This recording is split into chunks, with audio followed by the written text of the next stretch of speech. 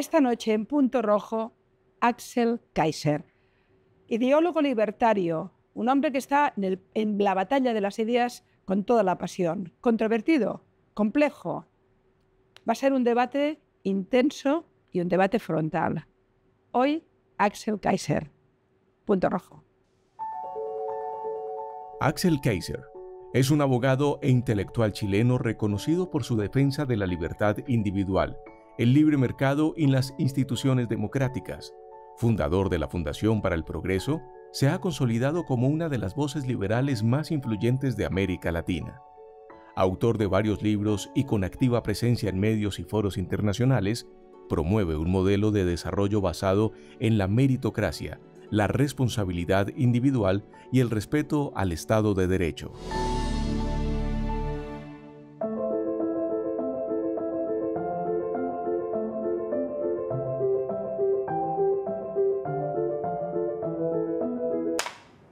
Buenas noches, Axel Kaiser. Gracias por estar aquí. Leo que eres el subdirector de la Fundación Faro. ¿Eres el faro que ilumina la política económica de Milei? No, yo no soy el faro que ilumina la política económica de Milei. Esa política económica está fundada en filosofía y en teoría económica que lleva siglos disponible y que cada vez que se ha aplicado ha generado muchísimo éxito.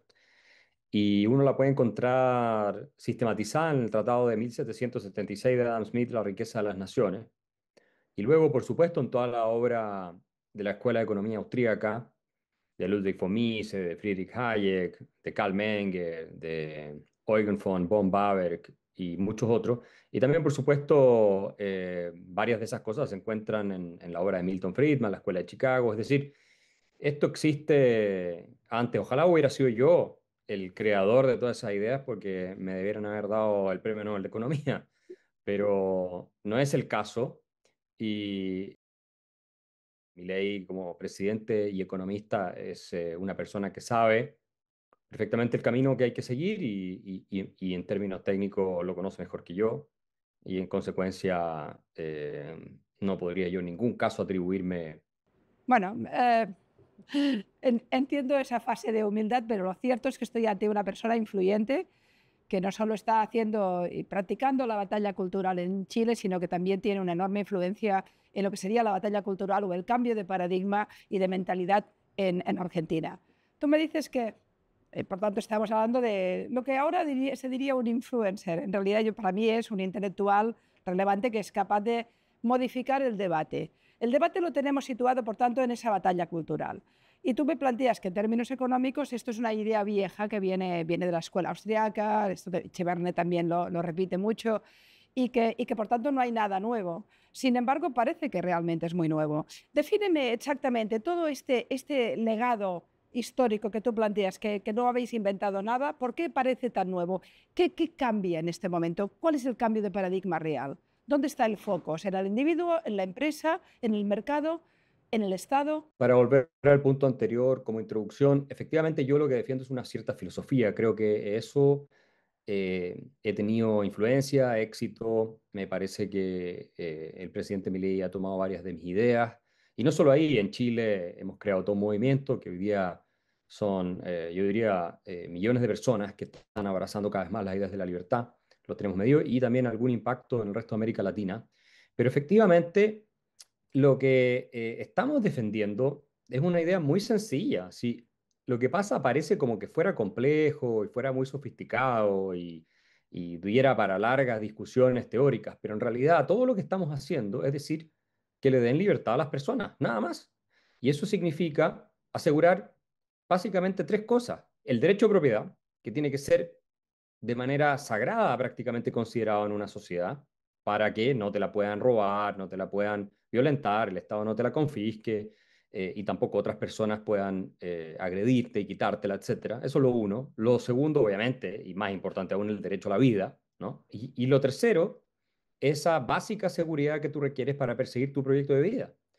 Pero ¿qué ocurre? Que esto parece como algo nuevo y un cambio de paradigma solamente porque volvemos una y otra vez a una especie de situación natural, que es la de los seres humanos, que es la de la esclavitud, la de la servidumbre, la de la tiranía, la de la sumisión, que es básicamente la historia humana completa, ¿no? Porque esto de que tengamos sociedades libres, con personas persiguiendo sus proyectos de vida, con Estado de Derecho, es algo muy nuevo y existe básicamente en Occidente y muy pocas otras partes. Hoy día la mayoría del planeta vive todavía bajo regímenes dictatoriales o Ujú. estados fallidos, totalitarismo. Pero si uno va más atrás, no tanto atrás, un siglo y medio atrás o más atrás, toda la historia de la humanidad fue lo contrario. Entonces, ¿qué ocurre? Los seres humanos, lamentablemente, en nuestra forma de organizarnos socialmente, tenemos una tendencia a volver a las prácticas con las cuales evolucionamos, que es la de someter al resto, conquistarlo, exterminarlo y así sucesivamente. El Homo sapiens, lo explica Harari, ¿no es cierto?, en su libro Sapiens, es muy violento como especie. Y nosotros lo que hacemos es tratar de que esa membrana cultural, porque no es más que eso, es una membrana cultural que es muy delgada y que una vez que se raja, abre las puertas del infierno, se mantenga. Eso es lo que estamos haciendo. Sí, cuando uno habla de la política económica del presidente, ¿qué es lo que está haciendo el gobierno argentino en este minuto? Claro, uno puede hablar de lo técnico, que el tipo de cambio, que los dólares, que el gasto fiscal, y puede meterse en toda esa discusión, pero en realidad lo que hay en última instancia es incrementar la libertad de los argentinos, que puedan tomar decisiones con su propiedad, perseguir su proyecto de vida, intercambiar, emprender, contratar, despedir, cambiarse de trabajo, etcétera, sin que los políticos, el Estado, se lo impidan o se lo obstaculicen. Una vez que tú logras eso, vas a permitir que Argentina suba mucho en los rankings de libertad económica, que es uno de los últimos países del mundo, y probablemente le dispute el podio a países ricos en términos de bienestar, porque los países con más libertad económica son Australia, Nueva Zelanda, Suiza, Singapur, Estados Unidos, etcétera. Bien, pero Axel, entiendo perfectamente, me interesa especialmente la batalla cultural y la quiero entender bien tal como tú la planteas. Entiendo que estás haciendo claramente una valorización extrema del concepto de libertad, pero yo quiero recordar que la libertad empieza prohibiendo, es decir, la garantía de la libertad es la prohibición. En el momento en que empiezas a prohibir algunos aspectos, pasas de la jungla a la civilización. Es decir, claramente es el catecismo, es no matarás, no robarás, funda la libertad. Por tanto, La sí, libertad, perdón, que te tengo que interrumpir porque efectivamente tú tienes toda la razón, la libertad es un límite, porque la libertad implica que tú puedes perseguir tu proyecto de vida, pero necesariamente respetando el idéntico derecho a los terceros. exacto. La libertad es un concepto político. ¿Qué significa que sea un concepto político? Que solamente tiene sentido hablar de libertad en el contexto de una comunidad política, es decir, de vivir con otros. Porque si tú estás perdida en una isla porque naufragó tu barco, no tiene sentido hablar de libertad, tú no tienes nadie que pueda cruzarse en tu camino. Estás sola como Robinson Crusoe. Pero entonces, Axel, si estamos de acuerdo en ese punto, que la libertad tiene límites, porque la libertad empieza cuando acaba, cuando empieza la del otro. Es que más que tiene límites, la libertad son límites, porque la libertad es una forma de organización social que le impone límites a terceros. ¿Quién impone esos límites? Los impone de alguna forma la democracia liberal en la que hemos actualmente, la democracia liberal, que es la que da unas reglas de juego que estructuran esos límites de la libertad. Por tanto, también el Estado. Entonces, cuando me habláis de la libertad, ¿me estáis hablando de una libertad tan extrema que el Estado ya ni cuenta prácticamente? ¿O me estabas hablando de un Estado que tutela esa libertad? ¿Dónde es el punto? Es un estado mínimo, es un estado, porque el estado, ¿qué es lo que es? Es violencia, ¿cierto? El estado en esencia es violencia. Entonces, ¿Por qué? ¿Por qué? bueno, porque esa es la definición sociológica del Estado, pues la organización que detenta el monopolio de la violencia. También es orden, ¿no? También el Estado es orden, es racionalización. El orden implica que no haya violencia, si hay violencia no hay orden. Entonces, ¿qué ocurre? ¿Cómo hemos nosotros resuelto el problema fundamental de la convivencia humana, que es el problema de la violencia? Porque es el problema fundamental de la convivencia humana. ¿Cómo evitamos que nos matemos los unos a los otros, nos robemos, etcétera, ¿cierto? Con el Estado. ¿Cómo lo hemos logrado esa civilización? Bueno, monopolizando la violencia en un órgano que es el Estado. Y el Estado es un grupo de personas. Eso es, no es otra cosa, no es un ser divino que vive en la estratosfera. No, el Estado es un grupo de personas. Y a esas personas nosotros decimos, ok, ustedes tienen el monopolio de la violencia física, ¿ya? Dentro de este territorio, por eso hay distintos estados, ¿ya? Y tienen la posibilidad de imponer leyes. Ahora, el Estado tiene una forma liberal solo en la medida en que el Estado mismo no solo protege tu vida, tu propiedad y tu libertad de terceros, sino que también está diseñado de tal forma que la protege del mismo Estado, para que el Estado no abuse en tanto monopolista la violencia.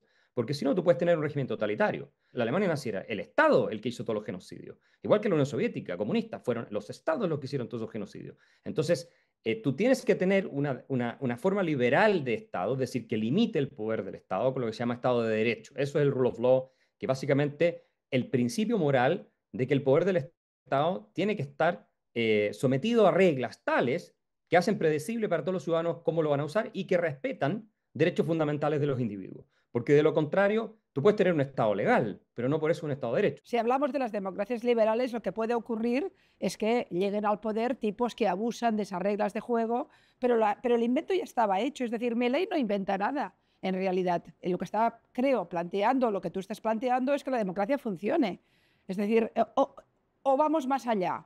Es decir, hay que adelgazar. He leído en algún momento que tú eras un idólatra del mercado y me gustó mucho el concepto, ese concepto de la...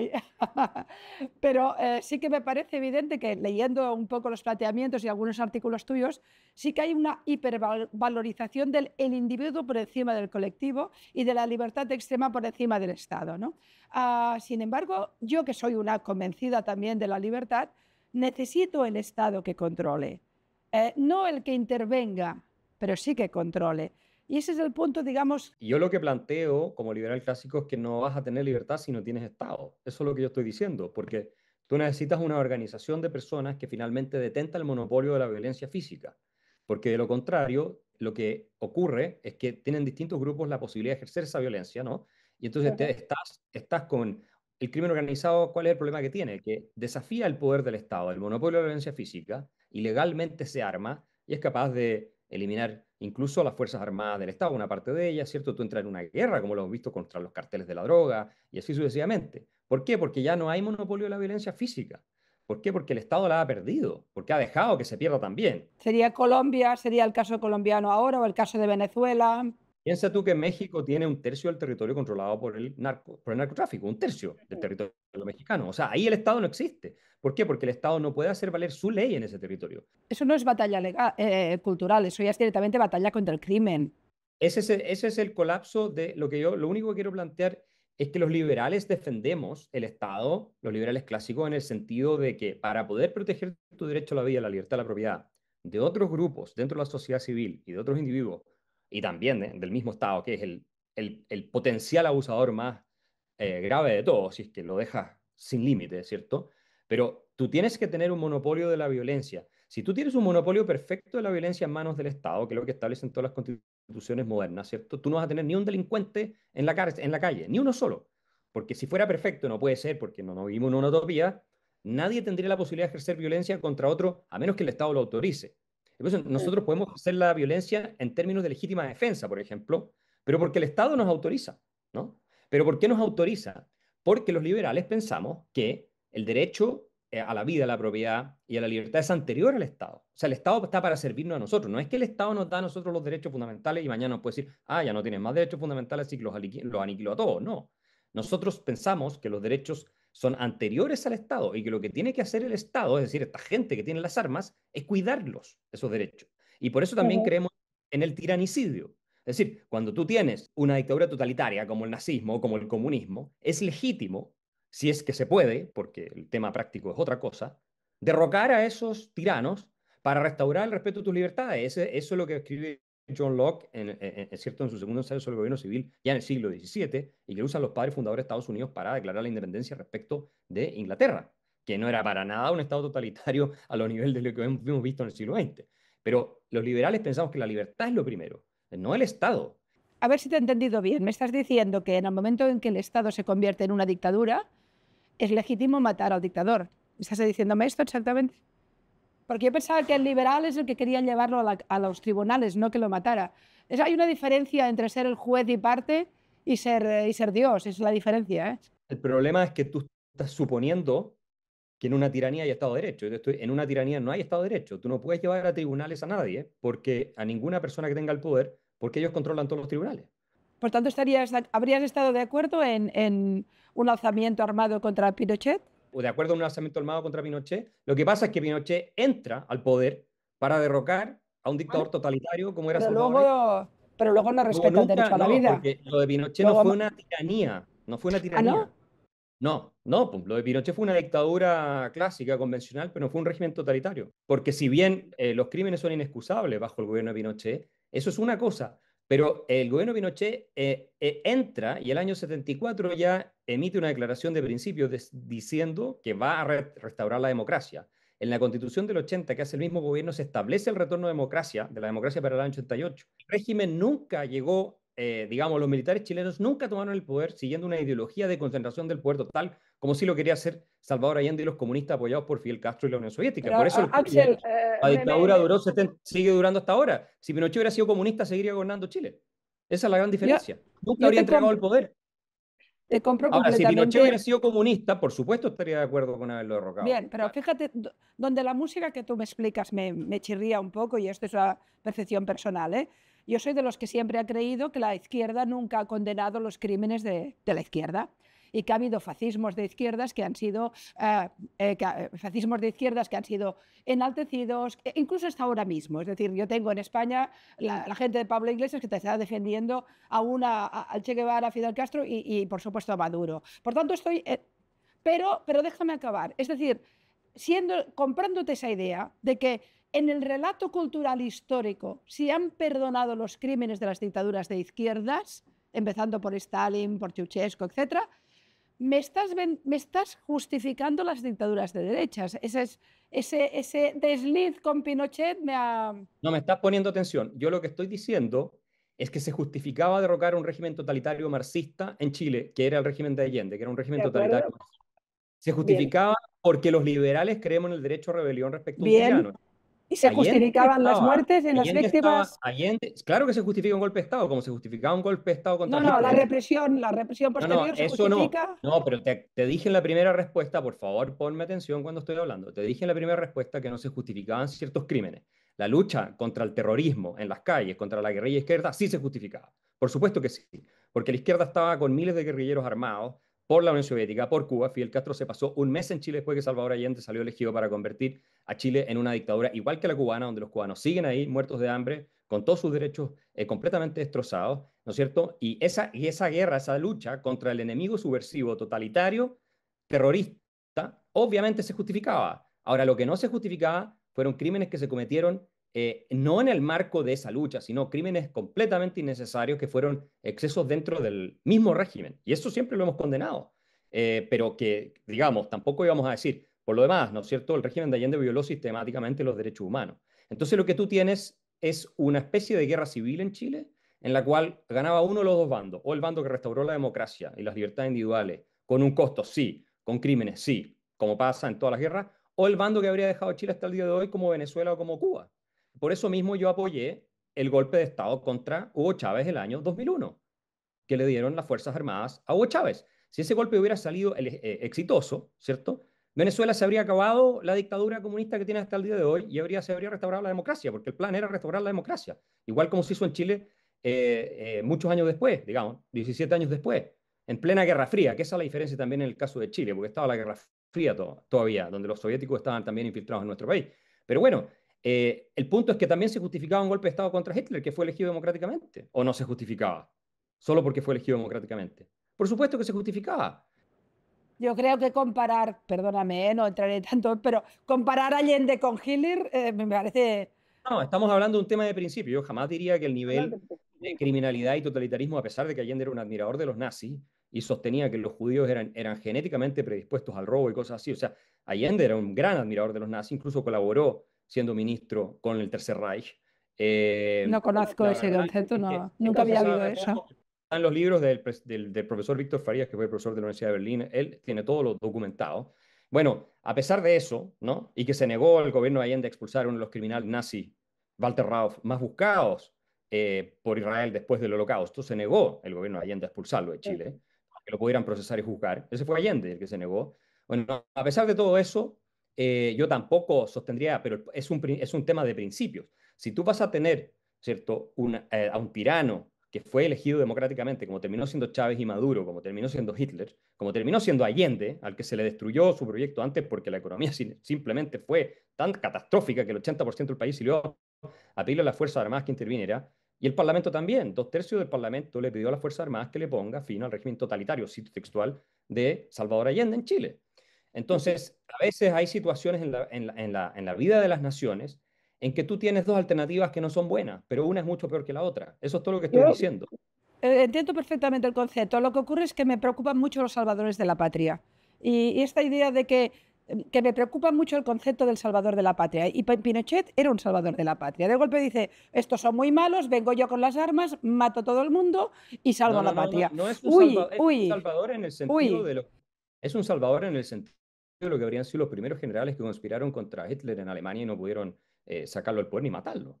O sea, es simplemente una persona que evitó que el país, no es una persona, porque la verdad es que Pinochet ni siquiera quería intervenir militarmente. Fue la Marina la que iba a intervenir y Pinochet a última hora decidió subirse al carro de la intervención. Fue un oportunista, esa es la verdad. Y después gobernó, ¿cierto?, en una junta, no era él solo, en una junta con las demás ramas de la Fuerza Armada. Y no es una cosa mesiánica, nunca hubo una ideología detrás del régimen de Pinochet, nunca la Entonces, hubo. para Y, salir y- del y tema eso es muy Pinochet, distinto, espérate, eso es muy distinto que con el peronismo, eso es muy distinto que con el comunismo, o con el nazismo, o el fascismo, que ahí sí hubo ideologías de concentración del poder total. Y por eso, digamos, al menos Perón era una cosa más discutible, un poco menos agresiva que lo que fue el fascismo, o bastante menos agresiva que lo que fue el fascismo, sobre todo en Alemania. Pero tú no tuviste nunca un, eh, digamos, jefe de gobierno, o un dictador, o a una autoridad que encabezara un Estado basado en una ideología de concentración del poder que lo haya entregado voluntariamente. Eso no existe. Por eso ningún dictador comunista, por eso yo te estoy diciendo, si Pinochet hubiera sido comunista, seguiríamos con una dictadura comunista hasta el día de hoy en Chile. Así de simple. Porque jamás habría entregado el poder. Nadie habría entregado lo el que no poder. acabo de saber es dónde está el límite, Axel. Es decir, pero yo te lo pregunto para irlo clarificando. Por ejemplo, te lo pongo en ejemplo. Salgamos de Chile. Ahora en el mapa que tenemos de Latinoamérica. Desde tu perspectiva, desde esa perspectiva de decir, hay el riesgo de una destrucción de la democracia o incluso de un No, pseudosocialismo, de lo la que sea. libertad, que es peor. Bien, la La libertad, democracia no bien. es un fin en sí mismo. La democracia no es un fin en sí mismo. Porque si la Bien, democracia pero fuera un fin en sí mismo, cualquier cosa que decida la mayoría está bien, incluso si es exterminar a la minoría. No, la libertad es lo que importa, no la democracia. La bueno, pero el democracia no problema es es que en favor efectivo, del obviamente, pero no es un principio moral. déjame aterrizar. Bien, desde ese planteamiento, es la defensa de la libertad, o llámale la defensa de las instituciones cuando están en riesgo, hablando, por ejemplo, con Andrés Pastrana, nos explicaba, hay en riesgo la democracia en Colombia, por tanto hay que luchar para conseguir las elecciones, en fin. Desde esa perspectiva, tú, Axel, como analista y que ves tienes esa mirada, ¿habría que intervenir militarmente contra Petro? ¿Habría que intervenir militarmente contra... Pregunto. Petro no ha consolidado una dictadura totalitaria en Colombia, no existe eso. Pero Allende tampoco lo había hecho. No, no, no. Petro hoy día no tiene la posibilidad de cerrar el sistema para quedarse para siempre en el sistema y empezar a perseguir a todos los opositores y controlar la totalidad del Poder Judicial, que no lo hace, porque hay independencia de poderes con todas las críticas que uno puede hacer, pero las hay en Colombia. Hay elecciones pensadas para el próximo año. O sea, es una realidad completamente diferente. Ahora, Pero hay violencia política, hay un problema de sí, narco sí, cada vez sí, más pero no, sí, descontrolado. no se trata de intervenir contra cualquiera que tenga una ideología, se trata de intervenir de alguien que, ¿Quién teniendo esa decide ideología, en qué momento? ¿Quién decide la dónde está pone el peligro? cuando se produce el paso, que eso tiene que verse en cada caso histórico, tú no puedes hacer una regla general, el paso decisivo a la concentración del poder total. Si el día de mañana Maduro. Petro, violando a Maduro, hay que derrocarlo por la fuerza, pero obviamente, como había que hacerlo con Chávez, pero claramente, porque ellos iban de manera decidida, ya Chávez, en un proyecto inspirado en el marxismo-leninismo, la concentración del poder total en sus manos y en la destrucción de la democracia, eso era obvio desde el principio. Entonces, ¿cómo vas a dejar tú que eso ocurra? Mira la tragedia que ocurrió en Venezuela. 8 millones de personas se fueron del país, 90% en la pobreza, y lo peor son todos los miles de torturados, de detenidos, de asesinados por el régimen que están hasta el día de hoy, hasta amigos míos, en el helicóptero. Esta pregunta, esto que planteas tú, yo se lo pregunté directamente a María Corina Machado. Le dije, tiene que actuar el ejército, tiene que haber un golpe contra Maduro para derrocar el régimen. Y ella lo negaba. Decía que no, que había mecanismos para luchar democráticamente para hacer caer el régimen. Estaba completamente equivocada. Pregúntale ahora. No, no, esto hace poco, no se lo pregunté, no hace demasiado, ¿eh? No. ¿Hace cuánto? Pero pregúntale ahora. Edmundo González. Lo que yo entiendo es que Edmundo González ha permitido a Estados Unidos intervenir, porque no nos olvidemos una cosa. A ver, es que esta es la cuestión que a mí me parece increíble. Nosotros estamos tan ablandados, estamos tan cobardes en Occidente, que ya no entendemos que hay ocasiones en la historia de las naciones donde para defender la libertad tienes que ir a luchar y a combatir, y va a correr sangre. Esa es la realidad. Europa se liberó de los nazis en una guerra que costó 60 millones de personas, de muertos. Entonces, ¿qué es lo que vamos a decir? No le hagamos nada a los nazis porque resulta que entonces va a morir gente y fueron elegidos democráticamente. Originalmente, incluso puede haber tenido en algún minuto No, no, yo desde luego, un apoyo mayoritario. Es que yo esto te lo que a mí sitúo. me pasa con esto, es que nadie que a mí me diga que es demócrata y que no está dispuesto a defender la democracia de los que realmente la destruyen, que son los que se consolidan como dictadores totalitarios de manera permanente, nadie que no esté dispuesto a combatirlos con las armas se puede decir demócrata. Quiere decir que no cree en la democracia. Porque si tú no estás dispuesto a defenderla realmente de los que la quieren destruir física, violentamente, a través de las armas, y para eso está el Estado de Derecho, porque tú tienes policías y fuerzas armadas que van a defender precisamente la legalidad, bueno, entonces no eres demócrata ni crees en la libertad porque no te importa que se instale un dictador totalitario, aniquile a la gente, persiga a los opositores, haga campos de concentración, fusile en masa, no te importa nada de todo eso. Yo no puedo entender que haya gente que todavía niega que Estados Unidos deba intervenir en Venezuela como si fuera un país soberano. No lo es, porque el presidente legítimo de Venezuela es Edmundo González. Y Edmundo González está fugado para que no lo maten, para que no lo masacren, para que no lo torturen. Lo que quiero transmitir yo es que no se digan demócratas, sáquense la careta de demócratas. Todos los que no están de acuerdo, estamos hablando hipotéticamente, con una intervención militar de Estados Unidos en Venezuela, porque no creen en la democracia, porque Entonces Obama no creía en la democracia. el presidente Biden, electo es Edmundo Biden no González. creía en la... Bien, entonces te compro el discurso, de Y acuerdo. tú ¿Quién tienes no al cree? crimen organizado, tú tienes un país ocupado por el crimen organizado. O sea, es lo mismo que acá cuando liberaron a los países ocupados de los nazis, en el sentido del principio. No estoy diciendo que sea lo mismo históricamente. Estoy hablando del mismo principio. A ver, Axel, tal como tú lo planteas, parece tan fácil que me da miedo. Venezuela es un No, es que narcoestado. es tan fácil. Es que, perdóname, es así de simple. ¿O estás No, dispuesto a defender? déjame que te explique, si no, no va a haber manera de que tengamos debate y entiendo que en esa defensa de la libertad de pensamiento también está la mía. Claro, Eh, por supuesto. por tanto, no, y me gusta el ímpetu, sin ninguna duda, y el combate dialéctico aún más. Pero, muy bien, es decir, Venezuela, yo estoy de acuerdo contigo, es un narcoestado, absolutamente infiltrado por la fuerza revolucionaria y las Quds iraníes que te cuento, y por Hezbollah, con una implicación, con un dominio absoluto de los servicios de inteligencia cubanos y que ahora está claramente en manos de las redes criminales. Por tanto, es un país en este sentido que contamina toda la región. Además, se crea mimetismo con Colombia, tenemos ahí todo el lío del eje bolivariano. Estoy en la línea absoluta del riesgo que significa mantener a este tipo en el gobierno, ¿de acuerdo? Pero al mismo tiempo estamos hablando de un país cuyo principal aliado es Rusia, que tiene una implicación indirecta también con China, y que por tanto si de golpe hay una intervención armada americana tenemos lo que los argentinos llaman un quilombo. ¿No te parece que la geopolítica es más compleja que eso tan simple que tú decías de este es un dictador, entramos y lo derrocamos? ¿No es mucho más complejo todo? A ver, es que qué bueno que pongas ese punto, porque tú estás añadiendo una dosis de realismo a todo esto. Oh, es que si no... No, es que espérame, yo estoy hablando desde el punto de vista de los principios.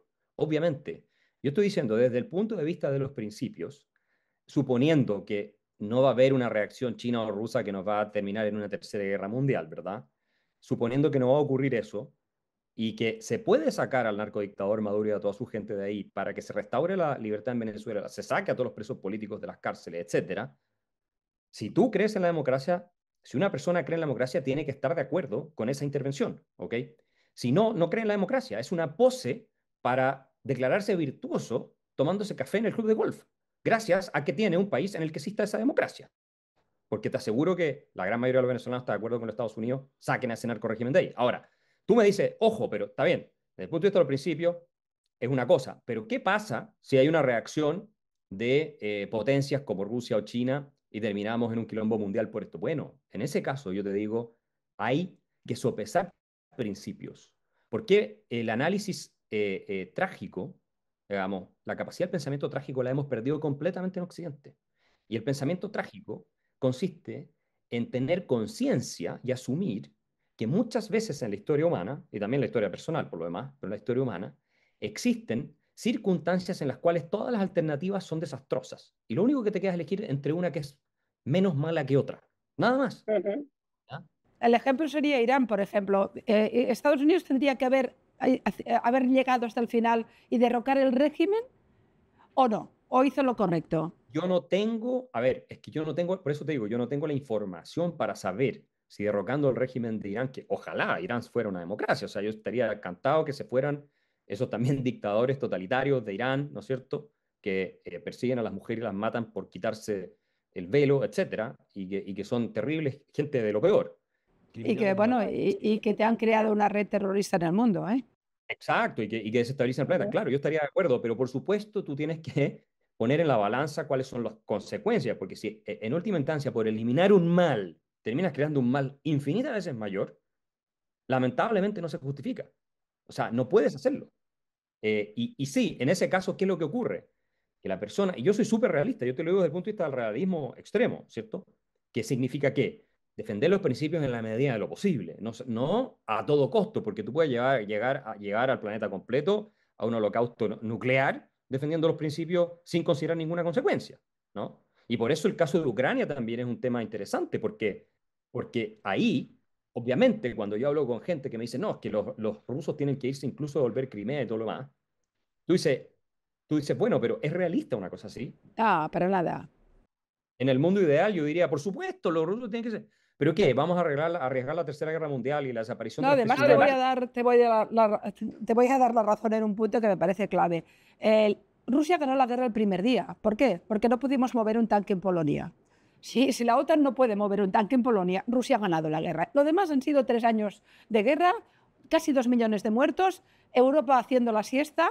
Pero ahí tiene razón Trump, esta guerra hay que acabarla. ¿Por qué? Por realpolitik. Hay que acabarla porque no vamos a vencer a Putin. No lo vamos a vencer, por tanto, encontremos una salida.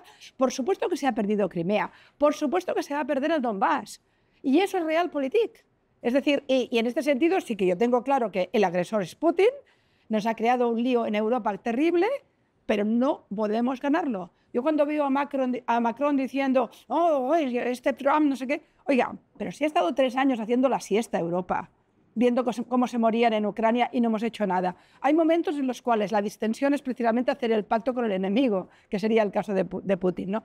Pero volviendo a No, la batalla, perdón, dime. sí, no, yo estoy totalmente de acuerdo contigo en eso, 100%, porque creo que en el fondo pensamos lo mismo en esta materia. O sea, obvio que todo, tú y yo vamos a estar de acuerdo en que es trágico para los ucranianos y para Europa hasta cierto punto también que pierdan territorio con Rusia. Sí, es trágico. En el mundo ideal eso no Trágico. ocurriría, pero no vivimos en el mundo ideal. Vivimos en un No. mundo lleno de maldad, lleno de problemas, lleno de cosas que tenemos que lamentablemente aceptar para que no vengan males mucho peores. Entonces, en ese sentido, claro, los principios transan en función de un bien mayor y de principios que también hay que ponerle la prioridad. O sea, la supervivencia de la especie humana también es un principio. O evitar una tercera guerra mundial no es así como decir una especie de gusto que uno se da, no. Es la prioridad máxima. Entonces, eso es lo que ocurre con Ucrania. Y por lo demás, un tema con Ucrania que se está defendiendo muy bien. Se ha defendido de manera muy valiente, pero también hay denuncias de soldados ucranianos que han cometido torturas y abusos respecto Ah, al... seguro, en las guerras eso pasa, es evidente, sí. Esto ocurre en las guerras y eso es lo que yo también quería transmitir en el caso cuando se producen estos conflictos internos. Es imposible cuando tiene una guerra civil o pseudo guerra civil interna que no se produzcan esos crímenes. ¿Significa que está bien? No. Por supuesto que no, nunca lo va a justificar. Pero hay que entender dentro de nuevo este pensamiento trágico que una vez que se rompen ciertos diques, lamentablemente ocurren estas cosas y Lo que por eso ocurre es es que hay que, que trabajar todo lo posible para que nunca se rompan. Eso es lo que hacemos los Sí, liberales. lo Ojalá que no. ocurre es que, entiéndeme, yo soy catalana, vengo de Barcelona. Mi familia, mi tío abuelo fue el primer condenado a muerte de Franco. Tengo ese honor. Pero mi abuelo estuvo a punto de ser asesinado por los anarquistas, por la extrema izquierda. Es decir, represento en mi familia, humildemente, los dos fascismos, el de derechas y el de izquierdas. Y ambos nos quisieron matar, porque éramos demócratas. Pero Franco habría sido como Pinochet, se levantó como un salvador de la patria ante los abusos de la República, bla, bla, bla, y luego estuvo 50 años masacrando a la gente. Se calcula que alrededor de 150.000 personas murieron bajo Franco. con lo cual fue un asesino de masas. Sin embargo, desde tu planteamiento parece un salvador de la patria. Me preocupa ese concepto. No, Y yo equiparo... Pero yo lo equiparo a Pinochet, entiéndeme. Yo solamente, no, pero es que Franco tenía una ideología, ellos seguían una ideología fascista, Pinochet no. Pinochet nunca tuvo una ideología. Ahora sí, terminó siendo un anticomunista, a pesar de que el mismo Salvador Allende lo nombró comandante en jefe de las Fuerzas Armadas y estaba convencido que Pinochet era leal a él, y probablemente lo era. Si Pinochet fue uno de los que sofocó una rebelión en contra del gobierno de Allende, Pinochet y Carlos Prats, el general que era comunista, amigo de Allende, sofocaron una rebelión que ocurrió poco tiempo antes de la intervención militar del 73 de septiembre. Y era leal a Salvador Allende. Todo parecía indicar eso. Y después, bueno, cambiaron las circunstancias y él también cambió. Entonces, la verdad es que él nunca tuvo esa ideología. Si no hubiéramos tenido la crisis con el experimento totalitario de Salvador Allende, los militares chilenos jamás habrían intervenido. Pinochet nadie sabría quién era. Y en el caso de Chile, tuviste crímenes, pero tampoco fue una cosa del nivel de escala y masividad, ¿no? Y esto lo dice Jean-François Rebel en uno de sus libros, incluso. Presos políticos, represión, muertes. Oye, el festival entero. Sí, no, pero no lo puedes comparar en nivel de escala. No, no lo compararé con Hitler porque nada es comparable a Hitler, pero era un dictador. Con ningún otro dictador. O sea, no lo puedes comparar porque fueron, y eso no es minimizar lo que ocurrió, pero obviamente el nivel de escala te da un sentido de también el propósito de un determinado régimen, ¿no? No puede evitar pensar que es un cierto blanqueo de Pinochet. 1000 muertos en Cuba, más o menos, sumando los dos. En Chile tuviste 2115 y el 70% de las bajas, esto lo hizo el informe Retis, que se hizo con Patricio Aylwin en Democracia. 70 y tanto por ciento de las bajas que se dieron en el año 73-74. Bueno, o sea, entonces no era un régimen genocida que quería exterminar población por exterminar personas. No nos vamos a poner, perdóname, no nos vamos a poner de acuerdo con Pinochet. Esto no es un tema de ponerse de acuerdo, esto es un tema de hecho. Yo no puedo evitar pensar que me blanqueas a Pinochet y eso me molesta profundamente ideológicamente, puedes hacer lo que quieras. No estás escuchando mis argumentos. Te estoy escuchando, sí, te estoy escuchando. Porque eso es como responsabilizar a Zelensky ahora por los abusos y las torturas, ¿cierto? Y entonces no debería haberse... No, Pinochet era un dictador, Zelensky no lo es. Es exactamente lo mismo, porque ¿cómo va a ser? tú no estás reaccionando racionalmente, estás reaccionando emocionalmente, porque obviamente es muy difícil digerir la idea de que hay circunstancias en la historia de las naciones en que es imposible evitar que corra sangre. Y ustedes como españoles lo deberían saber mejor que nadie. Pero hay circunstancias en que es así, y lamentablemente tú no te queda otra que estar en uno de los dos bandos. Perdóname, pero gracias por... A ver, gracias por... O te vas del país, no sé. En el caso nuestro había solo dos bandos. Axel, gracias por... Oye, hola. Cubano, o estás en el bando de donde estaba el 70% del país y el 80%. Yo que soy una... Axel, déjame un momento. Yo que soy una admiradora de Spinoza, alucino de lo seguro que estás en tus planteamientos, que parecen un poco maximalistas. En todo caso, yo no estoy reaccionando emotivamente. Son racionales. Bueno, a mí me parece que lo racional... Bueno, pues oye, suerte por tener siempre la razón, pero en cualquier caso yo no reacciono... Depende de qué tema, en este sí la tengo. Yo no reacciono en lo emotivo, sino en lo racional, y en lo racional me pareció terrible el gobierno de Pinochet. Pero en cualquier caso yo quiero aterrizar... ¿Y no viviste el gobierno de Salvador Allende Tú tampoco. Sí, claro, pero tengo toda mi familia que lo vivió.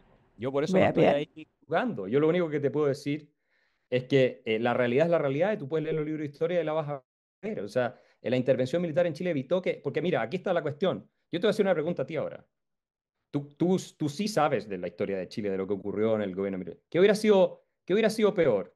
Porque no es que es mejor. ¿Qué hubiera sido peor? El gobierno de Pinochet, 17 años, después dejando la mejor economía del país, sí, con los crímenes que se cometieron, restaurando la democracia, entregándola y que funcione, o una dictadura al estilo cubano hasta el... No me puedes plantear una ucronía como esa. No, porque no sabemos si Allende se hubiera convertido en una dictadura o no. Sí, bueno, pero... Lo que tú estás haciendo no es ser realista, estás aplicando la falacia del nirvana. Es comparar lo que ocurrió con Pinochet con una democracia liberal ideal como la que, o más o menos ideal como la que tenemos ahora. ¿Podré hilar una frase entera? Yo tampoco estaría, pero te estoy planteando... Axel, ¿puedo hilar una frase entera para responderte? Puedo. Pero me gustaría que contestes esa pregunta. Sí, pero es que intento hacerlo, pero no hay manera. Y me encanta tu pasión, ¿eh? Es decir, yo creo que un intelectual tiene que implicarse a ese nivel. Pero déjame de vez en cuando justificarme o explicarme. Tú me planteas una ucronía. Yo no sé qué habría pasado si Allende se hubiera quedado en el poder. Yo solo sé lo que pasó. Y lo que pasó es que un señor se alzó en armas, consideró que era un salvador de la patria y mató gente. Y se cargó la democracia. Y esto es real. Esto es real. Lo otro es una ucronía. Oye, ¿qué habría pasado? Porque la evidencia es súper clara que iba para allá todo. Pero te voy a hacer la pregunta teóricamente. Supongamos que es cierta la hipótesis, una pregunta teórica. Supongamos que es cierta la hipótesis que planteo yo de que lo que habría venido era una dictadura comunista. ¿Qué habría sido peor, la dictadura comunista o la que tuvimos con Pinochet? Todas las dictaduras son malas. Axel, todas las dictaduras son malas. A ver, todo el fascismo son malos. Son todas igual de malas. No me gusta una. ¿Puedo quedarme en el centro y que no me guste ni una ni la otra? Escúchame, son todas igual de malas. No hay dictaduras más criminales que otras. Pues, entonces... No hay dictaduras más criminales que otras. A ver, me parece que Stalin fue tan criminal como Hitler, quizá en número más. El otro creó una industria de exterminio. Fue tan criminal como Gorbachev porque los dos fueron dictadores. No, para nada.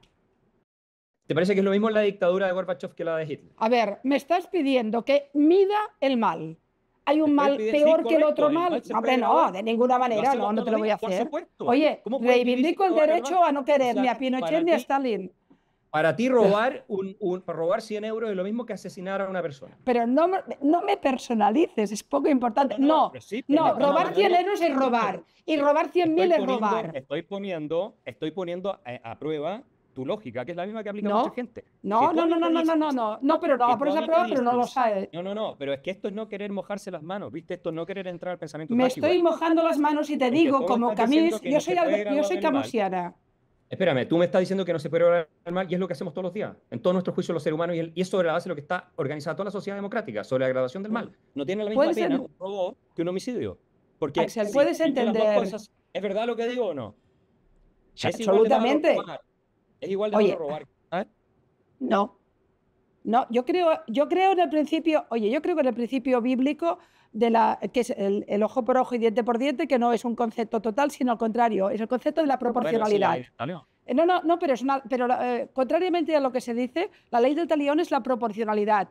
Si te han sacado un ojo, no saques los dos. Ojo por ojo es eso, ¿eh? Bien, por tanto, creo en la proporcionalidad. Evidentemente no es lo mismo un crimen que un robo. Evidentemente, pero... Robar es un crimen. Pero no es lo mismo que un asesinato. Sí, de acuerdo. Correcto. Pero son lo mismo en naturaleza una dictadura de derechas y una de izquierdas. Luego uno habrá matado más que menos. Hoy tanto que son lo mismo. ¿Por qué? ¿Porque te defienden una ideología más cercana a la tuya? Tú me vas a decir, o sea, depende de los resultados prácticos de la aplicación. ¿Cómo me vas a decir tú que la dictadura de Gorbachev es igual de mala, que era comunista, que la de Hitler? ¿Cómo me puedes decir eso? No, claro que no, porque Gorbachev no es un dictador en el sentido que estamos hablando de un Stalin. Bueno, porque es el tipo que es el que lidera la transición. Es el tipo que lidera la transición. Es que si no me pones ahí las circunstancias históricas, ¿no vale? Pero espérate, en su gobierno se violaron los derechos humanos. En su gobierno hubo muertos, hubo represión. Sí. En su gobierno hubo... O sea, Gorbachev era como Pinochet, ¿me estás diciendo esto?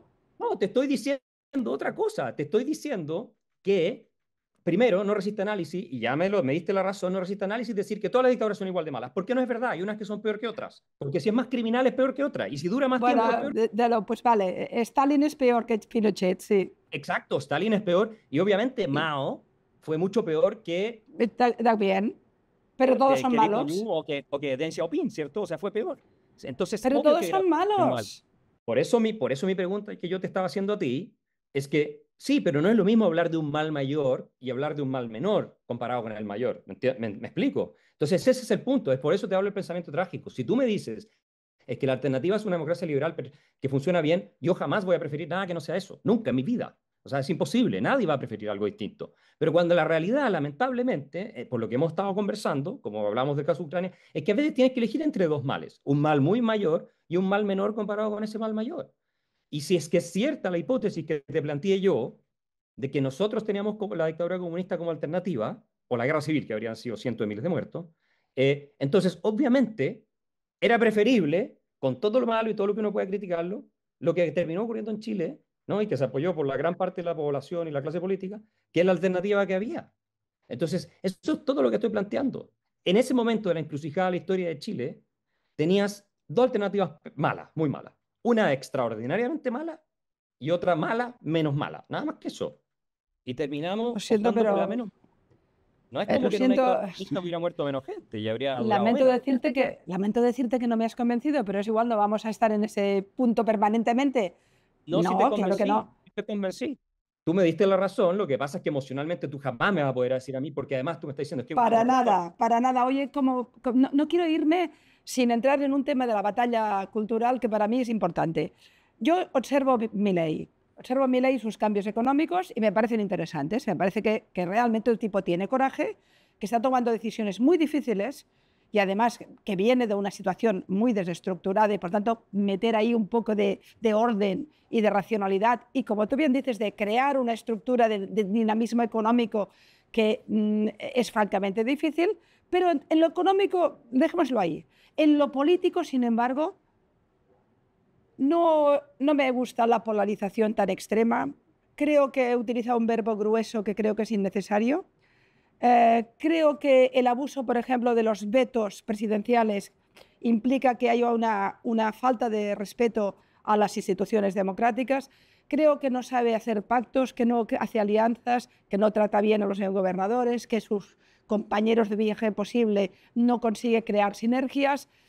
Es decir, al final tengo la impresión que tanta sensación de que estoy salvando la patria lo han llevado a unos extremos que a mí también me parecen peligrosos. Es decir, venimos del kirchnerismo, que es terrible, ¿eh? Pero no estamos yendo hacia el otro extremo. La polarización que vosotros planteáis no nos lleva también a otro extremo. Al final, tu discurso no se carga también un poco el centro, la centralidad política. Pero es que no existe la centralidad política, existen ideas correctas e ideas incorrectas. Ahora, tú puedes tratar de quedar bien con todo el mundo y buscar un camino de centro, que es lo que han hecho todos los países, casi en Occidente, o al menos desarrollados en las últimas décadas, y lo que ha terminado ocurriendo es que han generado tales problemas que se han polarizado las sociedades porque las respuestas a esos problemas vienen de lados de reacciones que son bastante duras. Entonces, yo no te voy a decir que no hay críticas que se le pueden hacer al gobierno de Milei. A todos los gobiernos se le pueden hacer críticas. Pero la verdad es que él, la institucionalidad la ha respetado 100%. Lo de los vetos es una facultad presidencial, está dentro de la institucionalidad argentina. Pero no puedes gobernar abusando del veto. No puedes. Pero claro que puedes gobernar a punta de veto. Puedes, pero... Claro que sí. Pero no es la manera. Permite. Si la Constitución te lo permite, lo puedes hacer. Por algo está en la Constitución. Ahora, el tema es que el último veto igual se lo voltearon, porque no tuvo el tercio para mantenerlo en el Congreso. O sea, que hay un mecanismo que el mismo Congreso tiene para dar vuelta al veto. O sea, la Constitución de verdad tiene contemplada todas estas situaciones. Ahora, ¿qué es lo que está enfrentando Milei? Milei está enfrentando todo un grupo que lo que quiere es la destrucción completa de Argentina. O sea, porque el kirchnerismo no es que sean adversarios políticos. Y ese es el problema que a mí me pasa cuando uno discute estas cuestiones como si estuviera viviendo en Suiza, ¿no? Y tuviera la civilización democrática de los suizos. No. El kirchnerismo es izquierda radical, antidemocrática, es básicamente una visión de las cosas que percibe a todos los demás como enemigos, a los que hay que destruir, ¿no? Y el populismo está completamente desatado también en Argentina hace mucho tiempo, y lo que está tratando de hacer Milei es volver a ordenarlo. Ahora, ¿cómo lo haces tú? Si tú tienes todo un grupo y lo que quieres es destruir el país para que tú no te llegues al fin de tu gobierno. Y la manera de hacerlo es que no hay otra manera. Pero es que de nuevo, la falacia del nirvana. ¿Qué le recomendarías tú a Milei? Deje que le suban el gasto público todo lo posible para que se le dispare de nuevo la inflación, para que entre en déficit fiscal, pierda la credibilidad internacional que está empezando a ganar y no termine su gobierno. Yo le aconsejaría a Milei que respetara un poquito más a la prensa y no considerara que todos son medio terroristas. Pero eso es otra cosa. No, esto tiene que ver también con el debate de las ideas. Es decir, yo te aseguro, yo llevo toda mi vida, toda mi vida que vengo a Argentina, vengo combatiendo el kirchnerismo, lo tengo clarísimo. Sé que es una degradación absoluta de la democracia, además que ha sido un espectáculo de la corrupción y de la destrucción de las instituciones indiscutible. Por tanto, te compro el paquete entero. Pero en cambio no puedo comprar el paquete de un Milei considerando que todos los que votan a Cristina Kirchner son medio imbéciles, o que son perversos, o que son zurdos, o que son malos. Las polarizaciones no son buenas. Y la negación permanente del contrario te destruye el debate. Allá no hay debate y pensamiento único. Milei aplica un pensamiento único a la sociedad argentina. Y esto es más complejo. A ver, uno por supuesto también, como digo, puede hacer críticas al tema, a ciertos aspectos del tema comunicacional, pero la polarización no es que la haya llevado a cabo Milei o los que estamos apoyando el gobierno argentino. Lo hizo el kirchnerismo, estoy de acuerdo. La polarización la lleva a cabo la izquierda. Sí, sí, pero él se abona, ¿eh? Él va al otro lado y hace lo mismo. Bueno, porque tú tienes que combatir con los términos de combate que te pone el adversario. O sea, si yo entro a un ring de box a pelear con guantes y el otro tipo viene a pelear todo vale, con las rodillas, a morderme, a pegarme cabezazo, yo voy a perder. Entonces, al final, no me deja alternativa más que pelear en esos términos. Y la polarización no es realmente iniciada por los dos lados, es un lado que obliga al otro a reaccionar en la misma intensidad. Es como que si yo estoy sentado en un restaurante y llega una persona y me viene a pegar, bueno, yo le voy a pegar de vuelta, pero de la nada. Y después la gente que lo ve afuera va a decir, los dos están peleando, son los dos igualmente responsables. Pero no, si hay una persona que empieza a romper las reglas de la convivencia democrática, o del diálogo democrático, digámoslo así, ¿cómo lo haces tú? ¿Vas a seguir con guante de seda conversando? Así le fue a Macri. Macri casi no termina el gobierno. Entonces, la verdad es que... Cometió algunos errores, Macri, ¿eh? Cometió algunos errores. Yo detesto esta polarización, te lo digo francamente, pero lamentablemente es parte de este combate en el que nos han obligado a entrar, porque no tenemos alternativa si queremos evitar que nuestros países terminen sucumbiendo. Nos han obligado a entrar a esos términos de combate que son muy agresivos, muy desagradables. Ahora, yo no soy una persona, y nosotros, los liberales en general, que andamos pidiendo a la gente que la cancelen, que la censuren, que no la dejen hablar, o que le hagan funas y entonces la sacan de la sala donde están, como me lo han hecho a mí, como se lo han hecho a Milei. Bueno, eso coincidimos. Yo sufro una cultura de cancelación permanente en mi país a raíz de mi posición en el tema de Israel. Por tanto, sé de qué hablo. Es decir, yo tengo gente en las redes que piden mi muerte social, que piden que no tenga trabajo, que no tenga voz. Sé lo que es la cultura de la cancelación, sé lo que es intentar que... porque tengo una posición respecto al tema del conflicto diferente a la mayoría en España, que ya sabes cuál es y es muy salvaje. Por tanto, sé lo que significa que te nieguen la palabra, que en lugar de escuchar y debatir, te impongan la consigna. Es una sustitución de la idea por la consigna. Y en estoy contigo. Pero al mismo tiempo, a mí, que me gusta el debate, yo no considero al adversario ideológico el enemigo. Yo considero que es el adversario con el que tengo que debatir y que lo tengo que vencer con la palabra. Cuando Milei habla, tengo la impresión de que no tiene adversarios, tiene enemigos y que hay que vencerlos arrasándolos. Y es otra forma de cancelación que a mí no me gusta. Te pongo el ejemplo en Chile, ya que es lo que más conoces y desde luego yo hablo desde una profunda ignorancia. Pero en Chile vais a tener desde una candidata comunista hasta las posiciones más contrarias, entre ellos tu propio hermano, si no me equivoco. La candidata de la izquierda que viene del Partido Comunista Chileno, si no me equivoco, ¿es adversaria o es enemiga? La candidata Jara es del Partido Comunista. Sí. Sí. No, yo creo que ellos son, para nosotros, son enemigos. Pero te digo por qué lo veo así. Y no me gusta, porque ellos, si pudieran eliminarnos, lo harían. Y te estoy hablando físicamente. O sea, el partido de Jara, de la candidata a la presidencia ahora, dice en su declaración de principios que adscribe a la doctrina marxista-leninista. Bueno, el marxismo-leninismo, que era lo mismo que inspiró el gobierno de Allende, propone la eliminación física de la burguesía y la dictadura del proletariado. Y la constitución que nosotros rechazamos un par de años atrás, que hicieron los comunistas con otra gente de izquierda, lo que planteaba era el fin de la democracia liberal en Chile y el establecimiento de se abría la puerta a una dictadura chavista, como les gusta a ellos. Y por eso además, Jara, ella acaba de decir hace 2 meses atrás, que Cuba era una democracia. Ese es el sistema en el que ellos creen. Entonces, ellos no son adversarios que están dispuestos a jugar en la misma regla. En el minuto en que ellos tienen la posibilidad de acabar con la democracia, de acabar con las libertades, con el Estado de Derecho, incluso de eliminar físicamente a los que se les cruzan en el camino, como lo hacen en Venezuela y como lo hacen en Cuba, que son los países que ellos defienden, incluso Norcorea defiende el Partido Comunista Chileno, lo hacen. Entonces, el problema no es que yo los quiero ver como enemigos, el problema es que ellos ya me declararon su enemigo, y cuando tú tienes a alguien que dice, tú eres mi enemigo, ¿qué te queda a ti? Decir, no, no soy tu enemigo, te pone en una situación en la que tú no puedes evitar ser su enemigo, porque o te rindes completamente y te entregas, y haces lo que quieras contigo, o tú te defiendes, y en ese momento eres inmediatamente el enemigo. Axel, tengo que acabar. ¿Estamos volviendo a los años 60, a una especie de poscomunismo confrontado con posiciones? Es decir, estamos en esa polarización de los años 60, al menos en el debate intelectual y también político, en el fondo. Porque fíjate lo que me hablabas de Jara. Fíjate, comunismo, no comunismo. Me sorprende. Sí, lo que pasa es que en Chile el comunismo sigue teniendo la misma relevancia. No, pero en España está pasando con la izquierda más extrema también. De golpe hay posiciones que son claramente poscomunistas, ¿no? Estamos volviendo a eso también en Europa, es decir... En cierto sentido, volviendo a eso. Y estamos enfrentando grupos, y esto es lo que me preocupa a mí, que la reacción que venga por el lado de la derecha también sea antiliberal y antidemocrática. Ahí está. Es lo que me preocupaba a mí. Me preocupaba eso. Sí, pero ¿sabes cuál es el problema? La pregunta ¿es posible evitar que destruyan la democracia y las instituciones de tu país, si es que han logrado llegar a ciertos puestos de influencia, de poder y todo lo demás, simplemente por la vía democrática?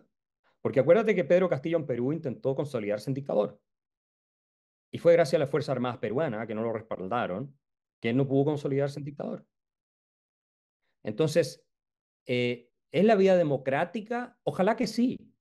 Pero fíjate, Pedro Castillo, la presidenta de México, está defendiéndolo y diciendo que es una víctima. ¿La presidenta de México es una poscomunista o sencillamente es una demócrata que tiene una mirada diferente? No, yo creo que ella es marxista y aparte con todo el proyecto de reforma al Poder Judicial, porque se está acabando la independencia de los poderes en México, la echó a andar López Obrador, ella la está sacando adelante, ¿cierto? Para tener esa dictadura sin apariencia de dictadura, porque hay elecciones, donde controlan también el Poder Judicial y todo lo demás. Yo creo que ella es comunista completamente. De hecho, es una de las que financia Cuba hoy en día. Les manda petróleo, siendo que Pemex está completamente quebrado. Entonces, si ellos pueden consolidar el poder, porque es un proyecto de poder, si ellos pueden consolidar el poder en sus manos, este es el tema. La ideología marxista tiene eso detrás, que es un proyecto de consolidación del poder. Eso es lo que es, y del poder total. Es cosa de leer a Engels, ni siquiera a Lenin. Parecía superada después de la caída del muro de Berlín, pero ya ves. Pero lamentablemente, como la especie humana sigue siendo la misma, la disputa entre liberales y tiranos va a existir, ha existido toda la vida y va a seguir existiendo, como decía Thomas Jefferson, ¿no es cierto? El árbol de la libertad se tiene que regar con la sangre de patriotas y tiranos de cuando en cuando para mantener la libertad viva, porque tú vas a tener a los tiranos y a los aspirantes a tiranos ahí, y si nosotros no estamos dispuestos a combatirlos, vamos a tener que vivir bajo la tiranía, que es peor que luchar por la libertad. Bueno, estamos al final, Axel. Yo voy a volver al Nirvana. Yo soy Camus, yo soy Le Juste, el tipo que está a punto de tirarle la bomba al zar y cuando ve que hay un niño en el coche dice no la tiro, ¿no? Es decir, yo creo que la libertad tiene también esa parte moral y ética que es que si podemos luchar de una manera democrática, no luchemos nunca de una manera violenta. No, por eso está claro.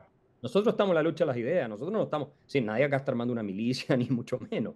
Nosotros estamos todavía, y yo creo que muchos... Pero me has insinuado que si hiciera falta, habría que hacerlo.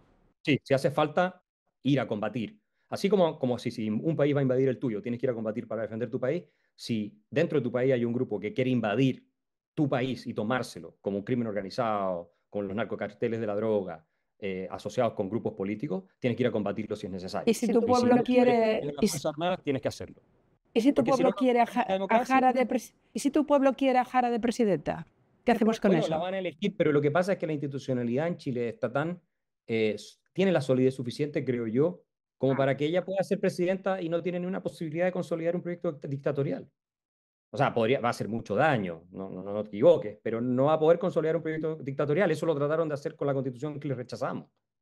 Entonces, tampoco estoy diciendo que porque llegó alguien comunista con ideas marxista-leninista al gobierno tienes que inmediatamente... No estoy diciendo eso.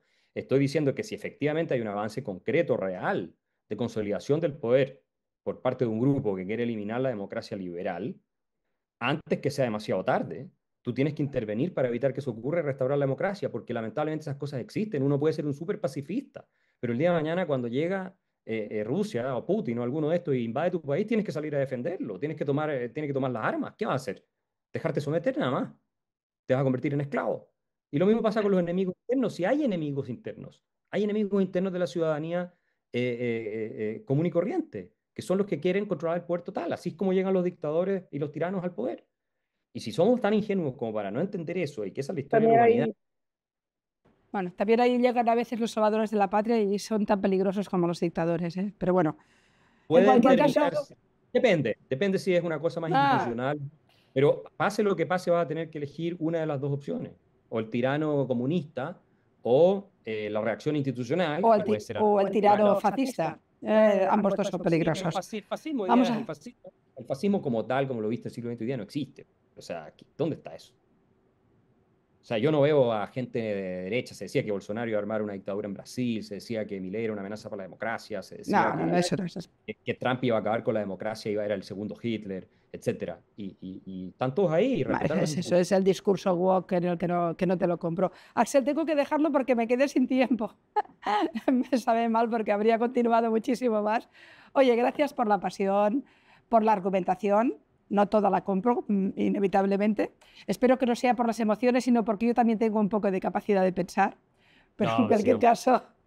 En cualquier caso... A veces a cosas, no, a todos nos pasa, si no es por no pensar.